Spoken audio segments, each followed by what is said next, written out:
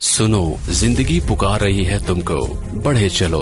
दी standard college, रोशन, पुरअज़्म और सेहतमंद मुस्तकबिल का अमीन। जिंदगी को बावकार तरीके से रवादावा रखने और नौजवानों के महफूज मुस्तकबिल के लिए स्टैंडर्ड कॉलेज ने ऑनलाइन क्लासेस का आगाज किया है, ताकि हमारे बच्चे तालीम की शाहराह पर गामजन रहें। गैर यकीनी हालात में यकीनी मुस्तकबिल। दी स्टैंडर्ड कॉलेज के साथ एडमिशन ओपन।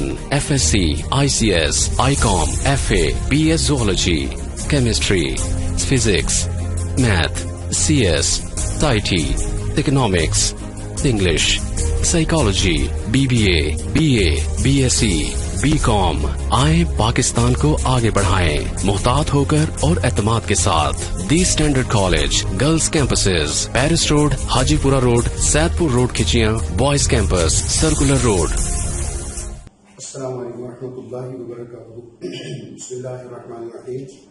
रब्बि इश्रह ली सदरी व यस्सिर ली अमरी वहलुल उक़दतम मिन लिसानी यफ़क़हू क़ौली। बच्चों, हम फिजिक्स के सेकंड पार्ट का 12वां चैप्टर, जो फर्स्ट चैप्टर है, वो पढ़ रहे थे। यानी हम चैप्टर नंबर 12 जो है ये पढ़ रहे थे, जिसका नाम है इलेक्ट्रोस्टैटिक। ठीक है, ये है इलेक्ट्रोस्टैटिक्स, जो है ना इस चैप्टर का नाम है। और हमने इसकी थ्योरी जो है खत्म कर ली थी। कूलम फोर्स से लेके कैपेसिटर की डिस्चार्जिंग और चार्जिंग तक जो है ये हमने काम अपना कंप्लीट कर लिया था। इसमें कोई टॉपिक हमारा बाकी नहीं है, हमने पूरे का पूरा चैप्टर कर लिया है। इसके बाद हमें शॉर्ट क्वेश्चंस करने चाहिए थे, लेकिन शॉर्ट क्वेश्चन जो है वो मैं इंशाल्लाह स्लाइड्स पर आपके साथ डिस्कस करूंगा। आज मैं न्यूमेरिकल्स स्टार्ट करने लगा हूं और न्यूमेरिकल्स में जो पहला न्यूमेरिकल है इसका, हम वो देखते हैं। मैं इसकी जो रीडिंग है क्वेश्चन की वो मैं करूंगा, ठीक है, और इसको मैं आपको समझा देता हूं। उसके बाद मैं न्यूमेरिकल जो है वो सॉल्व करूंगा। तो प्रॉब्लम नंबर 12.1 जो है इस चैप्टर की, वो है compare magnitudes of electrical and gravitational forces exerted on an object of mass 10 gram and charge 20 microcoulomb by an identical object that is placed 10 centimeter from the first one, where the gravitational constant capital G is equal to 6.67 into 10 to the power minus 11 Newton meter square per kg square। यानी question ये है कि हमने electrical force और जो gravitational force है वो हमने कंपेयर करनी है, कंपैरिजन करना है। जबकि हमारे पास अगर मैस जो है, दो हमारे पास ऑब्जेक्ट्स हैं, दो चार्जेस हैं, ये दो चार्जेस हैं, और इनमें जो डिस्टेंस है, अगर ये r डिस्टेंस है और इसके ऊपर चार्ज जो है ये Q1 है, इसका चार्ज Q2 है, इसका मैस M1 है, इसका मैस M2 है, तो इस सिचुएशन में हमें इलेक्ट्रिकल फोर्स और जो ग्रेविटेशनल फोर्स मेजर करनी है। सबसे पहले हम डेटा लिखते हैं, जो डेटा गिवन है न्यूमेरिकल के अंदर। डेटा गिवन जो है, ठीक है जी, वो क्या है? डेटा गिवन जो है इसको पहले लिखते हैं। डेटा गिवन है जी, सबसे पहले तो Q1 है, Q1 है 20 माइक्रोकूलम, और Q2 भी उन्होंने क्या कि ये आइडेंटिकल है, सो 20 माइक्रोकूलम ही होगा। ये स्मॉल सी नहीं है, कैपिटल सी है, कीप दिस इन माइंड, ये कैपिटल सी है। उसके बाद उन्होंने ये कहा है कि इनके जो मैसेस हैं, जो M1 है वो है 10 ग्राम, और क्योंकि आइडेंटिकल मैस है दूसरा भी, तो दूसरा भी 10 ग्राम ई होगा। ठीक है जी। तो इनके दरमियान जो डिस्टेंस है R, the distance between the centres is R and that is the 10 centimetres. चलिए जी, तो ये है हमारे पास डेटा। लेकिन हमने क्योंकि डेटा की ये जो यूनिट्स होती हैं ये एमकेएस सिस्टम में रखनी होती हैं, ये सिस्टम इंटरनेशनल में रखनी होती हैं, तो ये जो यूनिट्स हैं ये कोई भी जो है इसमें आप ये कह लें कि सिवाय कूलम के ये एमकेएस में नहीं है, कूलम के साथ भी प्रीफिक्स है माइक्रो की। तो इसको हम सबको एमकेएस सिस्टम इंटरनेशनल में इनके यूनिट्स बनाएंगे। तो उसके लिए देखिए मैं इनको कन्वर्ट करता हूँ। ये वाला एम जो है जरा हम बाद में लिखेंगे, इसको पहले हम करते हैं। ये हो गया 20 into 10 to the power -6। Micro का मतलब है माइक्रो 10 टू पावर -6 और साथ आ गया coulomb. Similarly 20 into 10 to the power -6 coulomb.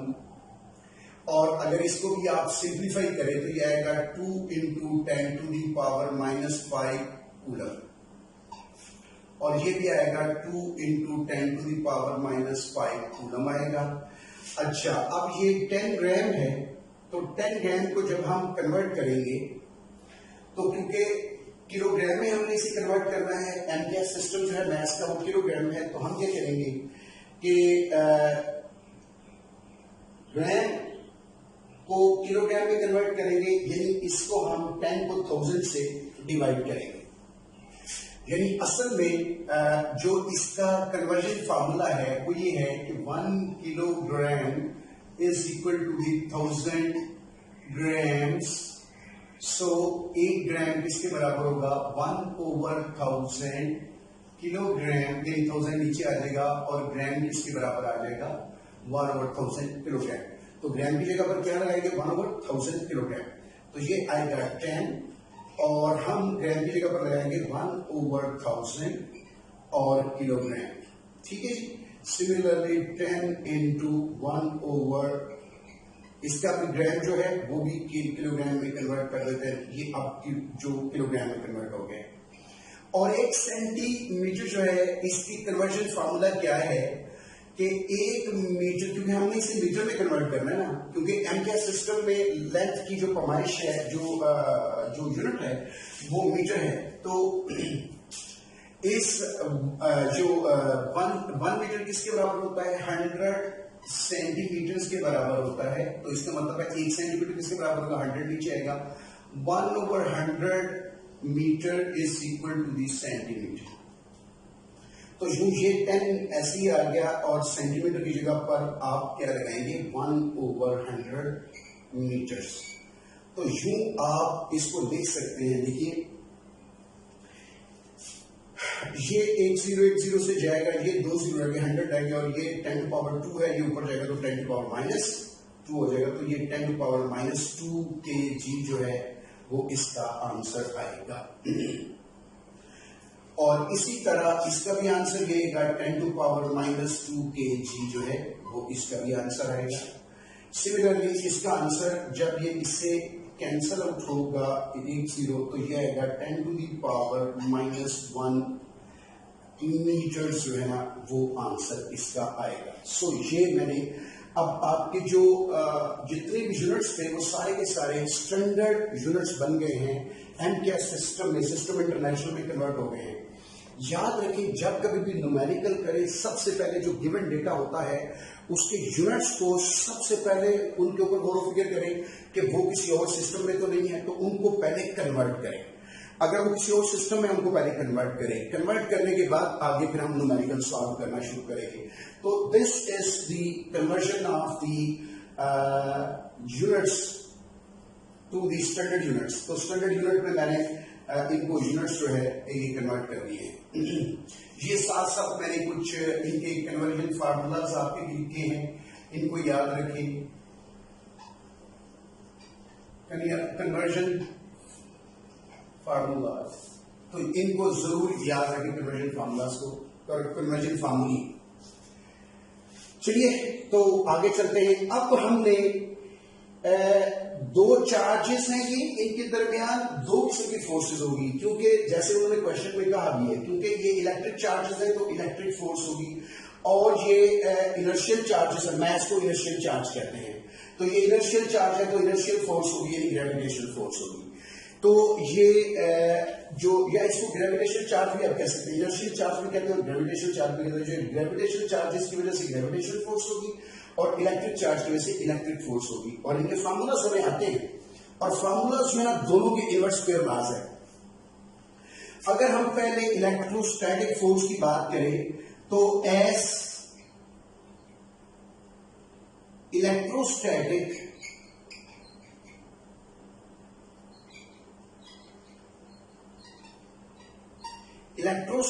Force जो है वो क्या होगी, इसकी बात करते हैं जी। अब हम इलेक्ट्रोस्टैटिक फोर्स क्या होगी,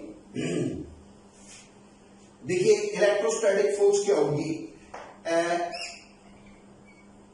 F E is equal to the K Q1 Q2 over R square. ये इलेक्ट्रोस्टैटिक फोर्स है जो चार्जेस की वजह से होगी। इलेक्ट्रोस्टैटिक फोर्स ये हम जानते हैं, आप सारे जानते हैं, ये कोई ऐसी बात नहीं है कि जिसको हम जानते नहीं है।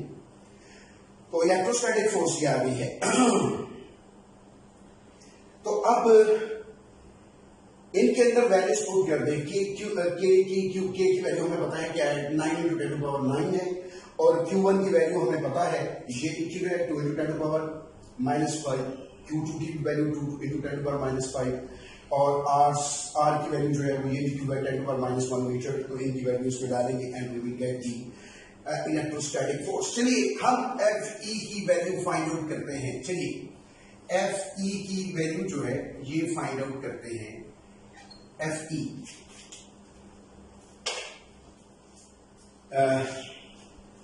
चल रहा है, ब्लैक मार्कर चल रहा है, सही।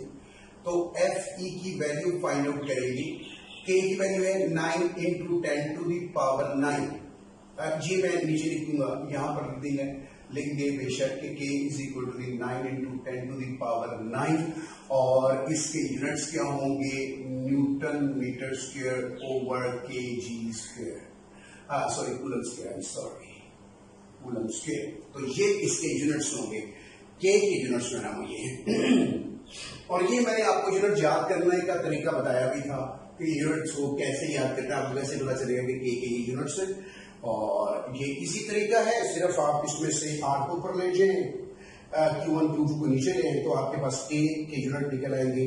फोर्स न्यूटन में होती है, R जो है वो मीटर्स में होता है, और चार्जेस दो हैं, ये कूलम में होंगे, ये कूलम स्क्वायर में होंगे। चलिए तो ये अब हम आगे पुट करेंगे कि Q1 की वैल्यू जो है 2 × 10⁻2 × 10⁻⁵ है। ठीक है जी। यूनिट्स जो है वो सबसे आखिर में मैं लिख दूंगा सबके, क्योंकि फोर्स है डायरेक्टली न्यूटन लिखूंगा। दूसरा चार्ज जो आइडेंटिकल है उसका भी चार्ज इतना ही होगा, और उसके बाद R का स्क्वायर है, और R की वैल्यू है 10⁻⁻1 मीटर्स। ठीक है जी, 1 मीटर्स है, और इसका स्क्वायर ले लेंगे, और आखिर में आप सिर्फ इसका n लिख दें तो ये भी काम चल जाएगा। बहरहाल एक बात हमेशा याद रखें, हमारे पाकिस्तान के अंदर ये बच्चों की एक्सरसाइज है कि ये यूनिट्स के बगैर काम करते हैं। ये नंबर्स को सिर्फ समझने के इंपॉर्टेंट है, यूनिट्स इंपॉर्टेंट नहीं है। हालांकि यूनिट्स इंपॉर्टेंट हैं, units are more important than numbers, और आपको हमें अपनी एक्सरसाइज में ये यूनिट्स को रखना चाहिए, हमें इंपॉर्टेंट चीज है। क्योंकि मुझे वैसे यहाँ पर सबके यूनिट्स लिखने चाहिए थे, लेकिन मैंने यूनिट्स लिखने की बजाय डायरेक्टली फोर्स के यूनिट लिख दिए, क्योंकि जब इनके सारे में यूनिट लिखता तो वो आपस में कैंसिल आउट होकर आखिर में न्यूटन बच जाता। तो मैंने डायरेक्टली वो न्यूटन भी लिख दिया है जो आखिर में बचना था। चलिए, और ये मुझे कैसे अंदाजा हुआ, क्योंकि ये फोर्स है तो फोर्स डेफिनेटली आंसर न्यूटन नहीं आना, तो इसलिए। चलिए उसके बाद ये अब देखिए 9 है, ये 2 है, ये 2 है, ये 2 2 बार 4 और 9 4 बार 36, 36 हो गया जी। उसके बाद 10 की पावर जो है ये एक तो 9 आ गया, एक -5 आ गया, एक -5 आ गया, ये सारी एक ही 10 के ऊपर इकट्ठी हो गई। और नीचे जो है 10 टू दी पावर -2 हो गया, जब वो इससे मल्टीप्लाई होगा तो ये होगा और ये न्यूटन में आंसर आ जाएगा। चलिए, तो इसको अब आप देख सकते हैं, ये आ गया 36 और ये आ गया 9 और ये -10 है, ये 10 टू पावर -1 आ गया है। ठीक है जी,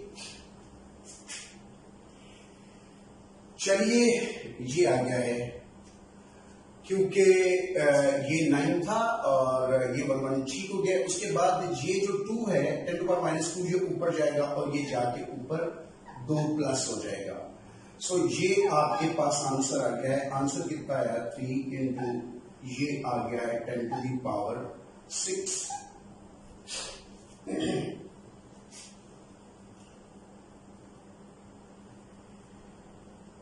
और सॉरी, आई एम सॉरी, ये कितने न्यूटन आंसर आ गया है, लेकिन ये आंसर बहुत बड़ा है, इतना बड़ा आंसर आना नहीं चाहिए। ये कैसे हो गया कि इतना बड़ा आंसर आ गया? Let me check once again, कहीं मुझे कोई प्रॉब्लम की गलती तो नहीं लगी है? नहीं, ये गलती मुझे नहीं लगी है। ये इसका आंसर यही है, इसके कहीं पर बहुत बड़ा आंसर आया, बहुत बड़ा आंसर आ गया है, यानी 360 न्यूटन। ये FE है, इलेक्ट्रिक फोर्स है, so very huge force. Okay, चलिए जी, तो ये हमारे पास इलेक्ट्रोस्टैटिक फोर्स हमने कैलकुलेट कर ली है। अब हम कैलकुलेट करेंगे जी ग्रेविटेशनल फोर्स। तो ग्रेविटेशनल फोर्स का फार्मूला बच्चों हमें पता है। ग्रेविटेशनल फोर्स किसके बराबर है? Capital G m1 m2 over r square. ये भी इनवर्स स्क्वायर लॉ है, ये भी इनवर्स स्क्वायर लॉ है। और इनवर्स स्क्वायर लॉ आप सारे जानते हैं, इसको क्यों कहते हैं इनवर्स स्क्वायर लॉ? इसलिए कहते हैं कि ये जो स्क्वायर है ये इनवर्स में है, ये r का जो स्क्वायर है, डिस्टेंस का जो स्क्वायर है, ये इनवर्स में यानी 1 ओवर है, इसलिए इसको इनवर्स स्क्वायर लॉ कहते हैं। This is the inverse square law and even this is the inverse square law. Both forces follows the inverse square law, और ये बड़ी इंटरेस्टिंग बात है। चलिए हम इसको बाद में डिस्कस करेंगे, फिलहाल हम न्यूमेरिकल सॉल्व करते हैं। अब कैपिटल G की वैल्यू जो है, this is given in the numerical and that is 6.67 into 10 to the power -11। I think so, अगर मुझे भूली नहीं है तो यही है जी, बिल्कुल यही है। और इसके यूनिट भी आप लिख सकते हैं newton metre square over kg square. ठीक है जी, ये देखिए, इसके हैं एक newton metre square over coulomb square, इसके हैं newton metre square over kg square. ये ध्यान से काम करना है आपने। ओके, कैपिटल G की वैल्यू मैंने लिख दी है। ओके, बल्कि मैं कह रहा हूं कि इसको डायरेक्टली हम वैल्यूज पुट करते हैं, यूनिट्स आखिर हमें पता है इसके यूनिट। चलिए, तो m1 जो है वो क्या है जी? 10 टू पावर -2 kg।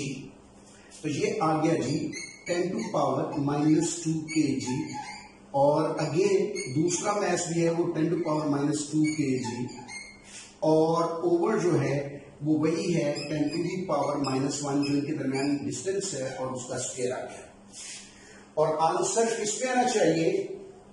फिर दोबारा मैंने यहां पर यूनिट्स लिख दिए हैं। Units should not be written here. लिख सकता हूं मैं, लेकिन मैं जरा अपने काम को जरा स्टार्ट करना चाह रहा हूं। आपकी तरबियत के लिए जरूरी है कि आप लिखें, लेकिन मुझे इसको शॉर्टकट करना, मैं डायरेक्टली न्यूटन इसका आंसर लिखता हूं। Both answers will be Newton. तो अब इसको कैलकुलेट कर लें आप, कैलकुलेट करें जरा इसको, कितना आंसर आता है। चलिए इसको कैलकुलेट करते हैं। ये आ गया जी 6.67 into 10 to the power -11 -2 over 10 to the power -2। ये आ गया। ये मैंने कैसे किया आपको समझ है? ये जो पॉइंट वाले टर्म है ये मैंने साथ लिखी है, क्योंकि कोई और चीज इसके साथ मल्टीपल नहीं था, सारे 1 थे, इसलिए इसको डायरेक्टली लिख दिया। उसके बाद ये 10 की पावर को सबको एक ही के ऊपर मैंने इकट्ठा कर दिया है, और नीचे जो है ये 10 टू पावर -1 था, इसको मैंने 10 टू पावर -2 कर दिया स्क्वायर। चलिए जी, तो ये आंसर आपके पास आ गया 6.67 into 10 to the पावर, ये -11 और -4 -15 हो गया। ये -15 हो गया, और नीचे वाला 10⁻⁻2 जब ऊपर आएगा तो ये प्लस हो जाएगा। तो यूं ये इतने न्यूटन फोर्स हो जाएगी, जो कि 6.67 इंटू 10⁻⁻13 न्यूटन जो है वो आपकी electrostatic force, sorry gravitational force जो है वो हमने निकाल ली है। अब अगर आप कंपैरिजन करना चाहते हैं, ये तो अभी हमने फोर्सेस निकाली है, ये है आपके पास ग्रेविटेशनल फोर्स आई है, ठीक है जी, ये ग्रेविटेशनल फोर्स आ गई है, ये इलेक्ट्रिकल फोर्स आ गई है। अब इसका कंपैरिजन करना है। कंपैरिजन का मतलब पता है क्या होता है? एक को दूसरे से डिवाइड करें, this is known as the comparison. Mathematics में दो टर्म्स का कंपैरिजन ऐसे किया जाता है कि एक को दूसरे से डिवाइड कर दिया जाता है। तो यहां पर हम जो कंपैरिजन करें, नाउ कंपेयर, तो कंपैरिजन में क्या करेंगे, एफ ई बड़ी है तो इसको एफ जी से डिवाइड कर देंगे। तो एफ ई क्या है, ये 300 न्यूटन है, और ये वाली एफ जी क्या है, ये है 6.67 इंटू 10⁻⁻13 न्यूटन है। ये न्यूटन न्यूटन से कैंसिल हो जाएगा। You will finally get the answer, और इसका आंसर जो है इसका आंसर मैं डायरेक्टली लिखने लगा हूं, और वो आएगा जो यहां पर कैलकुलेटेड है 5 पॉइंट, यहां से नजर भी आ रहा है 6.7 जो है, जब 360 को डिवाइड करेगा तो ये ऑलमोस्ट 5 आंसर आएगा, 5.4 आंसर आएगा, यानी 54 आंसर आएगा। इसका 54 आंसर आएगा, और ये 7 पे 10 की पावर 13 होगी, जिसमें से ये एक जो है इसको मैंने कम किया है, और यूं ये 10 की पावर ये ऊपर चली जाएगी, और जाके ये -13 हो जाएगा ये वाला, और यहां का जो पॉइंट 54 बनेगा ना, तो 54 का एक पॉइंट इधर जाएगा, तो ये +1 हो जाएगा। तो यानी ये आपके पास आ गया 5.4 इंटू 10⁻⁴। ये इसका कंपैरिजन है। यानी ये क्या, हमें कंपैरिजन से पता क्या चला है? पता चला ये है कि इस सिचुएशन में अगर हमारे पास ये डेटा हो, तो जो ग्रेविटेशनल फोर्स है ये इलेक्ट्रिकल फोर्स से इतनी छोटी है, 5.5 इंटू 10⁻⁴ टाइम्स छोटी है। 10 के आगे 14 जीरो। एक होता है 100 गुना छोटा होना, एक होता है 1000 गुना छोटा होना जिसके साथ 3 जीरो होते हैं, एक होता है 10,000 छोटा होना जिसके साथ 4 जीरो होता है, एक होता है लाख गुना छोटा होना, ठीक है, उसके साथ 5 जीरो होते हैं, इसके साथ है 14 जीरो। कितनी छोटी होगी? यानी इलेक्ट्रिकल फोर्स से जो ग्रेविटेशनल फोर्स होती है ये बहुत ज्यादा कम होती है। आपने यहां पर कंपैरिजन में देख भी लिया है। So this is all about the numerical. ये आपके पास आंसर आ गया है जी। यूं कह सकते हैं, दो तरीकों से इसको बोल सकते हैं कि जो इलेक्ट्रोस्टैटिक फोर्स है ये 5.4 इंटू 10⁻⁴ टाइम्स बड़ी होती है ग्रेविटेशनल फोर्स से। एक तो तरीका ये बोलने का है। दूसरा तरीका ये है कि इस सिचुएशन में जो इलेक्ट्रिकल फोर्स ग्रेविटेशनल फोर्स है वो इलेक्ट्रिकल फोर्स से 5.4 इंटू 10⁻⁴ टाइम्स छोटी है। तो आपकी अपनी मर्जी है, आप जैसे भी ये लफ्ज जो है ये बोल सकते हैं। सो ये न्यूमेरिकल जो है खत्म हो गया है, ठीक है जी। और मेरा ख्याल है जो नेक्स्ट न्यूमेरिकल है 12.2 जो न्यूमेरिकल है ये मैं आपको पहले करके दे चुका हूं, लेकिन बार फिर भी मैं इसको करता हूं अभी आपके सामने। ये हम कर भी चुके हैं, मैंने जब इलेक्ट्रोस्टैटिक फोर्स पढ़ाई थी तो उसमें आपको ये करवाया, बहरहाल हम दोबारा कर लेते हैं, नो प्रॉब्लम। शायद वो एग्जांपल ना है वो इसी तरह की, बहरहाल हम इसको कर लेते हैं, नो प्रॉब्लम। ठीक है जी, तो इस न्यूमेरिकल को पहले यहां से क्लियर कर लेते हैं, उसके बाद फिर हम जो है वो अगले जो है ना न्यूमेरिकल करते हैं। चलिए जी, तो ये वाला जो है मैंने इसका नंबर साफ नहीं लिखा था इस न्यूमेरिकल का, बहरहाल आपने ये याद रखना है। नेक्स्ट न्यूमेरिकल में मैं इसका नंबर साफ लिखूंगा। ये नंबर जो है this numerical was the 12.1 and the next is the 12.2 numerical. ठीक है जी, प्रॉब्लम है। और बेटे जितनी ज्यादा आपकी न्यूमेरिकल हैंडलिंग स्ट्रांग होती है उतनी ज्यादा आपको फिजिक्स आती है। जिस बंदे के न्यूमेरिकल स्ट्रांग ना हो, वो न्यूमेरिकल से डरता, उसको आते ना हो, या वो रट्टा लगाता हो न्यूमेरिकल्स को, ठीक है ना, तो इसका मतलब पता है क्या है? इसका मतलब यह है कि उसकी फिजिक्स जो है वो वीक है, उसको बुनियादी तौर पर फिजिक्स नहीं आती है। अगर आप ये चाहते हैं कि आपको ना कहा जाए कि आपको फिजिक्स नहीं आती, तो आप अपने न्यूमेरिकल स्ट्रांग कर लें।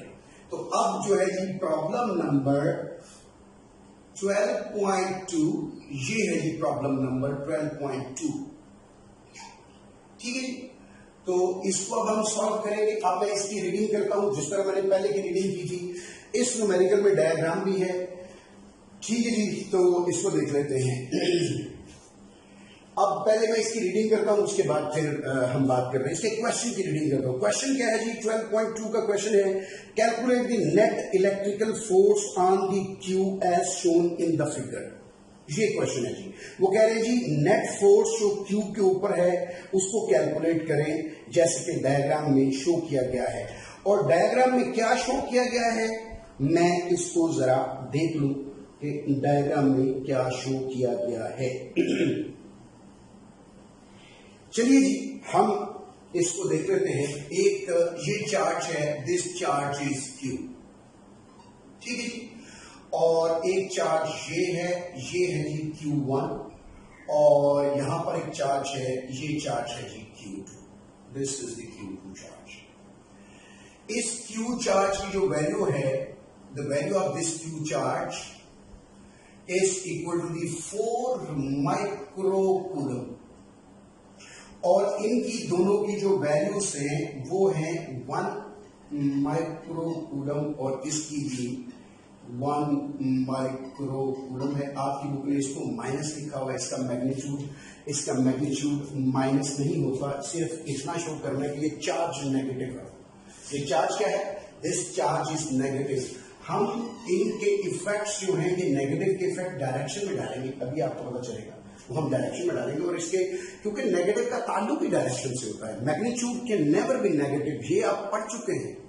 मैं अगर इसके साथ माइनस लिखूंगा तो दिस इज रॉन्ग, तो क्योंकि हमने ये लिख दी है। अगर हम फर्ज करें आप में से कोई बच्चा गलती के साथ ये शो कर रहे हैं ये पॉजिटिव और ये नेगेटिव है, तो आप यहाँ इसके साथ नेगेटिव लिख देते हैं, तो this is wrong. Negative magnitude can never be negative. इसका नेगेटिव साइन का जो ताल्लुक होता है ये डायरेक्शन के साथ होता है।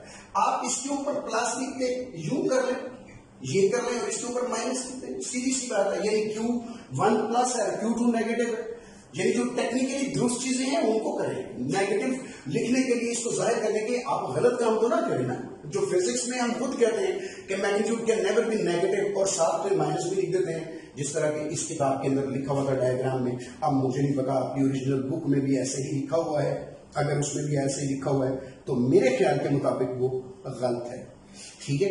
अगर किसी के ख्याल के मुताबिक वो दुरुस्त हो सकता है तो मुझे उसके ऊपर कोई इतराज नहीं है, लेकिन मैं ये कहता हूं कि वो गलत है।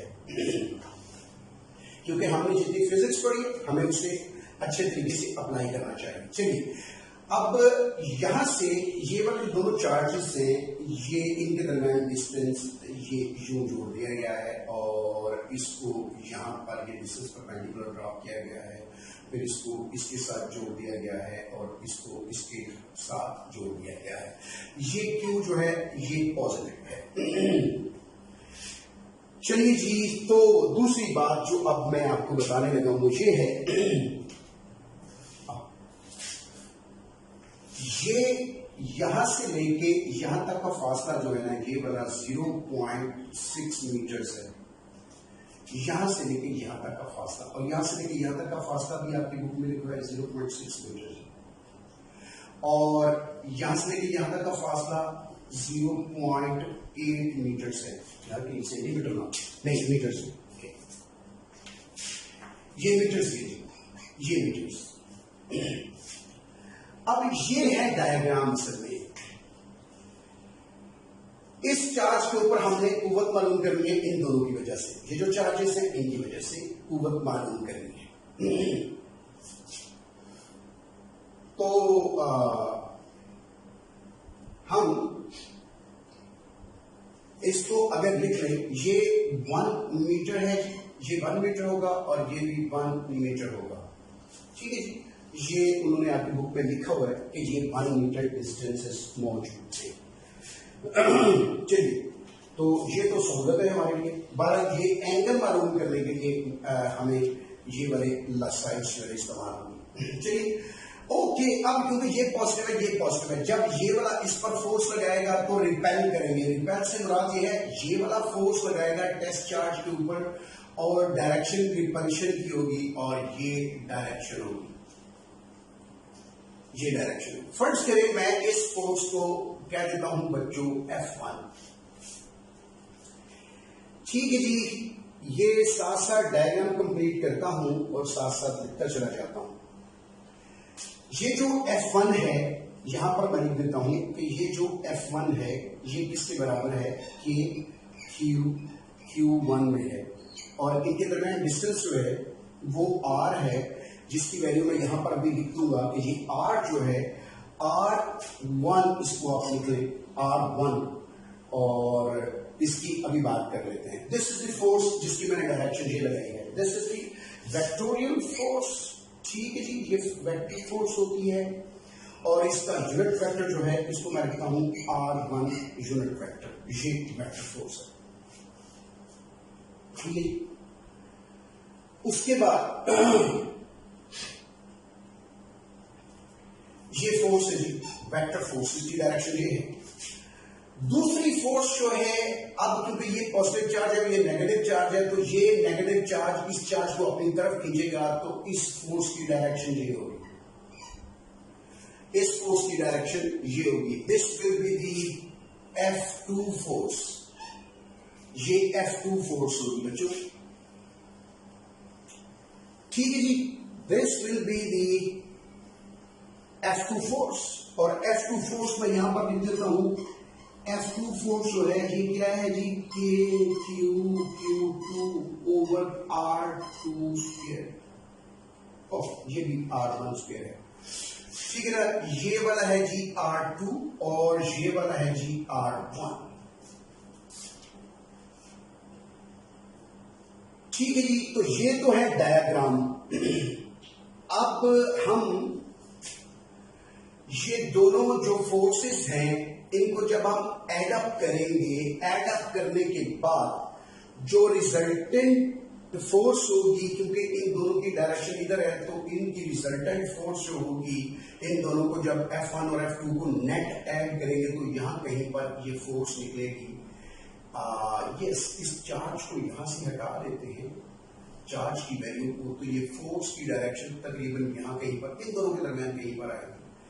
ये कहीं फोर्स F की डायरेक्शन है जो हमने मालूम करनी है। अब और करें जरा, ये फर्ज करें, सपोज इसको अब हम यूं भी कह सकते हैं, फिलहाल इसको कहते हैं ये X एक्सिस है, तो इसका ये वाला एंटी क्लॉकवाइज एंगल, इसको θ1 कहेंगे। इस फोर्स का F1 का जो थीटा है θ1 है, और F2 का जो थीटा है, I'm sorry, that will be started from X axis, यहां से स्टार्ट होकर यहां पर आएगा, और ये वाला θ2 है, this is the θ2, ठीक है। अब मैं जरा गिवन डेटा की तरफ आता हूं। ये मैं क्योंकि डायग्राम बनाना शुरू हो गया, उसके बाद फिर मैंने इसको लिखना शुरू कर दिया है, तो अब मैं पहले डेटा की तरफ आता हूं। आप तरतीब से काम कीजिएगा, मैंने थोड़ा सा तरतीब से हट के काम किया है। कि Q की वैल्यू क्या है जी, 4 माइक्रो कूलम है, जिसको हम कहेंगे 4 × 10⁻⁻⁶ कूलम। Q1 जो है ये है 1 माइक्रो कूलम है, तो इसको कहेंगे 1 × 10⁻⁻⁶ कूलम। इसी तरह Q2 है, ये है 1 माइक्रो कूलम, तो इसको कहेंगे 1 × 10⁻⁻⁶ कूलम। इसी तरह R1 है, और R1 है 1 मीटर, और R2 है ये भी 1 मीटर है। आई एम सॉरी, ये आपको नजर आ रहा होगा बच्चों, मैं मार्कर चेंज कर देता हूँ, ये मार्कर खत्म हो गया, डिस्कार्ड कर देते हैं, ठीक है जी। ये अब हमारे लिए प्रॉब्लमैटिक है, हम इनको नहीं यूज करेंगे। चलिए, तो बच्चों ये डेटा लिखा हुआ है, ठीक है जी। उसके बाद ये θ1 और θ2 की वैल्यूज, अब हमें देखिए मालूम क्या क्या नहीं है, ये बात करते हैं। पहले हमने मालूम क्या करना है, हम फर्स्ट करें इन दोनों कुव्वतों में से जो फोर्स F1 है उसकी डायरेक्शन जो है वो ये है, F जो है F फोर्स जो हमने मालूम करनी हुई है, इसको लिखेंगे जी, ये F फोर्स है, तो हेड टू टेल रूल के मुताबिक ये किसके बराबर होगी, F1 प्लस F2 के बराबर होगी। हेड टू टेल रूल यही कहता है कि जो तीसरी फोर्स है, इन दो फोर्सेस को ऐड करेंगे, you will get the third force.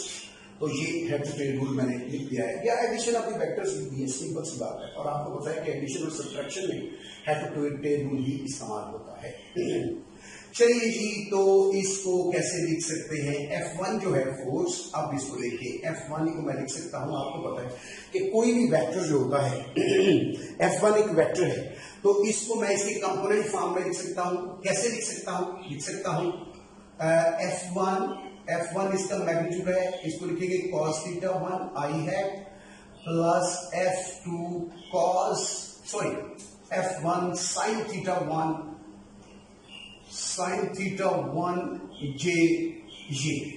ये ना, ये जो फोर्स है ना F1, इसके दोनों कंपोनेंट ये मैंने बेसिक कंपोनेंट फॉर्म में, क्योंकि ये मैंने दो कंपोनेंट इसलिए लिखे, आपके समझ में आएगा आपने एक कंपोनेंट या तीन कंपोनेंट क्यों लिखे, दो ही लिखे, उसकी रीजन पता है क्या, ये फोर्स प्लेन में है, यानी ये एक्स एक्सिस और ये वाई एक्सिस, सिर्फ दो एक्सिस इस्तेमाल हो गए। तो आई और जे, आई किसको शो कर रहा है, एक्स को, और जे किसको शो कर रहा है, वाई।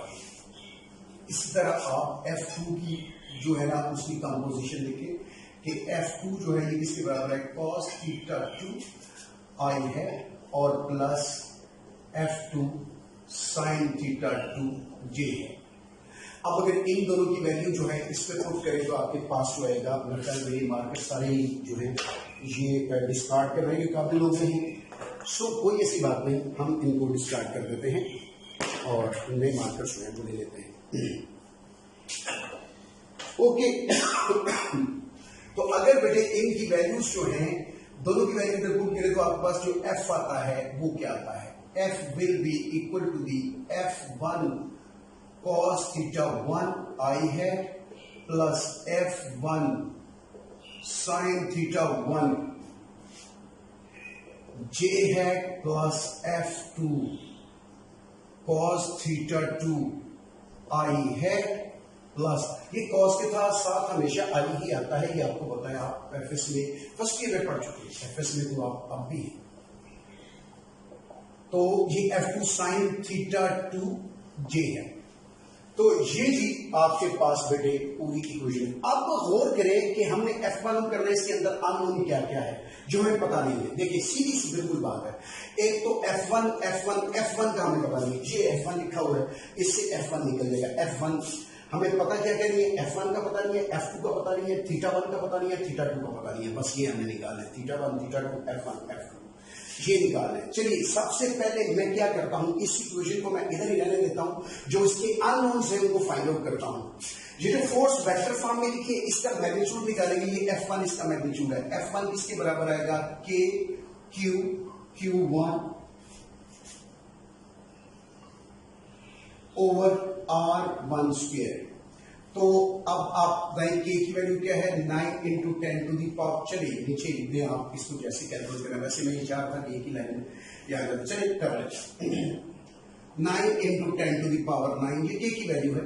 Q की वैल्यू कितनी है, 4 into 10 to the power 4 into 10 to the power -6 coulomb है, और उसके बाद Q1 की वैल्यू क्या है, 1 इंटू 10 टू दी पावर -6, ये 1 माइक्रो कूलम है,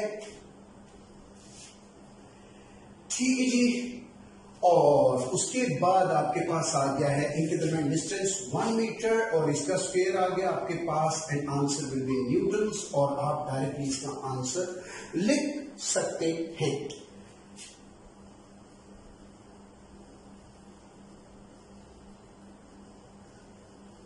अच्छा ठीक है, इस बुक में, ये जो बुक है इसके अंदर उन्होंने गलती कर दी हुई है, ये ना होगा कि मुझे भी ये गलती करवा देते हैं।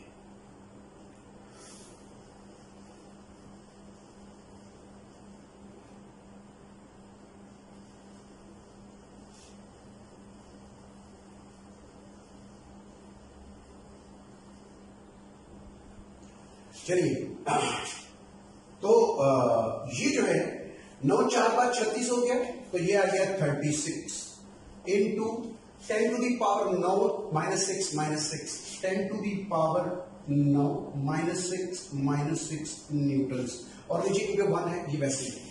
सो ये आंसर आ गया है। इसको फाइनली आप कैसे लिखेंगे, मैं इधर लिख देता हूं 36 इंटू 10 टू दी पावर -3, और या आप इसको यूं भी लिख सकते हैं कि 33.6 into 10 to the power -2 newtons, ये लिख सकते हैं जी इसको। ये F1 जो है जी, ये जो हम अननोन था ये मालूम होंगे। अब हम F2 अननोन जो है वो मालूम करेंगे, और वो क्या है Q2 ओवर R2 स्क्वायर, ठीक है जी। और उसकी वैल्यू क्या है 9 इंटू 10 टू दी पावर 9, ये Q की वैल्यू है 4 इंटू 10 टू दी पावर -6, और Q2 की वैल्यू है 1 into 10 to the power -6 over R2 की वैल्यू जो है वो भी 1 मीटर है, 1 मीटर स्क्वायर है। And finally you will arrive at the same answer, just check the same terms, हर चीज सेम है, so we will arrive at the same result. तो इसके भी इतने ही न्यूटन आंसर आ गया, इसका भी आ गया है, उतने ही आंसर आ गया। अब जी हम मालूम करते हैं, क्या मालूम करते हैं,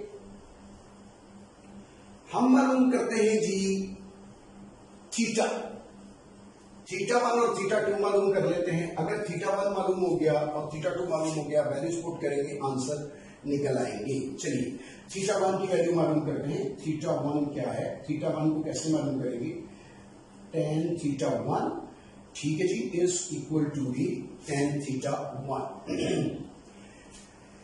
यानी आप अंदाजा करें कि अब इस ट्रायंगल के ऊपर आ जाए ताकि आपको समझ आ जाए।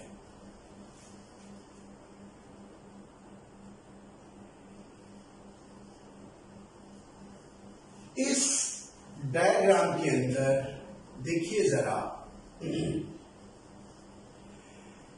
कि मैं इस डायग्राम को थोड़ा एक्सटेंड करने लगा हूं। ये जो थीटा 1 है ये इसके बराबर है, ये जो थीटा है इसका मतलब है कि अल्टरनेटिव एंगल है ना, तो थीटा 1 ये भी थीटा 1 होगा। इसका मतलब ये हुआ कि अगर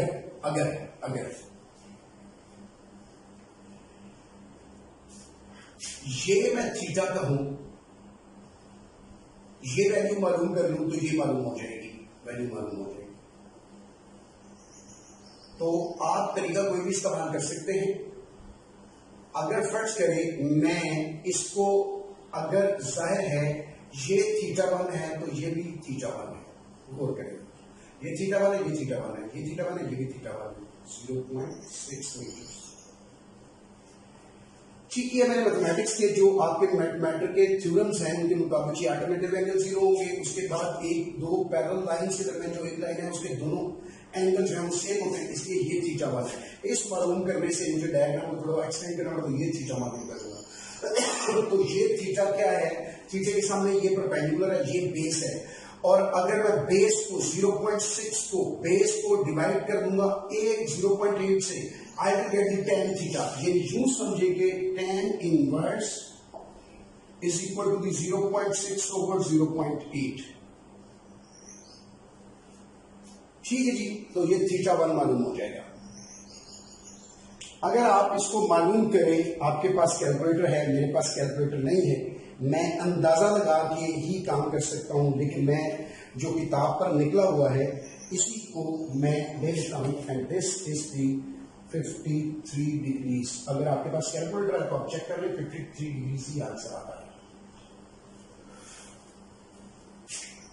उसके बाद ये थीटा जो है, अब मैंने एंगल 2 मालूम करना है, थीटा 2 मालूम करना है। अगर थीटा 2 मालूम करना है, सिर्फ अगर मुझे ये वाला एंगल मालूम हो जाए ना, इसको मैं लिख देता हूं थीटा 2 डैश, और थीटा 2 डैश जो है ना वो इसके बराबर होगा थीटा 2 डैश। अगर थीटा 2 डैश मालूम हो जाएगा ना, तो 386 में से थीटा 2 डैश माइनस कर देंगे तो आपके पास थीटा 2 की वैल्यू आ जाएगी। और चलेगा, ये वाला एंगल इसके बराबर है और ये वाला एंगल किसके बराबर है, ये है यहां से लेके यहां तक θ2 है और यहां से लेके यहां तक 360 है। तो अगर ये वाला मुझे मालूम हो जाए ना θ2 डैश, जिसको मैंने नाम रखा है, ये मुझे मालूम हो जाए तो मैं θ2 मालूम कर लूंगा। ठीक है जी, तो अब हम बात करते हैं जी कि थीटा जो है, θ2 जो है वो क्या है। θ2 असल में होगा 360 माइनस θ2 डैश, माइनस θ2 डैश इसके बराबर। और θ2 डैश जो है ये किसके बराबर है, 360 माइनस θ2 की वैल्यू पुट करते हैं इस ये θ2 है तो ये थीटा, ये परपेंडिकुलर है, ये बेस होगा, थीटा के सामने परपेंडिकुलर ये बेस होगा, वही वाला फॉर्मूला जो इधर लगा है, इधर लगाने लगा तो ये होगा tan इनवर्स 0.6 ओवर 0.8, तो ये थीटा डैश 2 होगा। तो इसका आंसर भी आपको पता है कितना आना है, ये हम कर चुके हैं 360 डिग्री माइनस 53 डिग्रीज और आंसर आएगा 307 डिग्रीज आंसर आएगा। ये वाला जो एंगल है ये 307 डिग्रीज आंसर इसका बनेगा।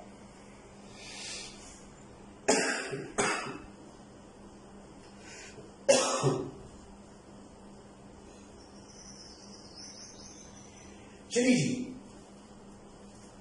तो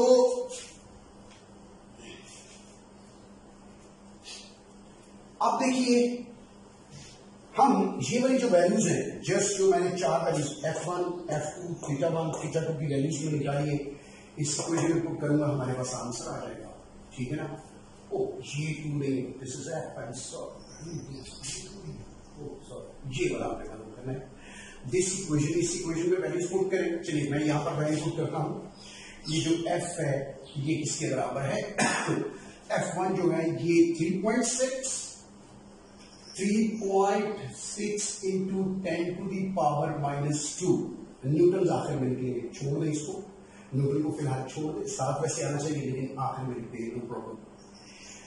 उसके बाद cos थीटा आएगा, cos θ1, θ1 क्या है 53 डिग्री और साथ आएगा आई है, फिर आएगा plus 3.6 into 10 to the power -2 और साथ आएगा साइन ऑफ 53 डिग्री यानी θ1 और साथ आएगा j है।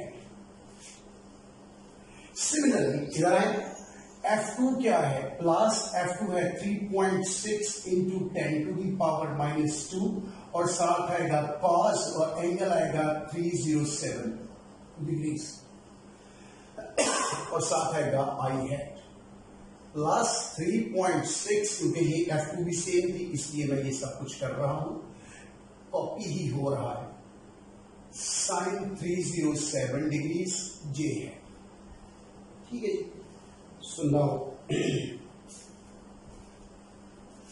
ये आपके पास अब आंसर सॉल्व करना है आपने, cos 35 को, cos 307 को, साइन 353 को और साइन 307 को, इसको सॉल्व करेंगे तो इसका आंसर जो आएगा मैं आपके साथ डायरेक्टली उसको शेयर करता हूं।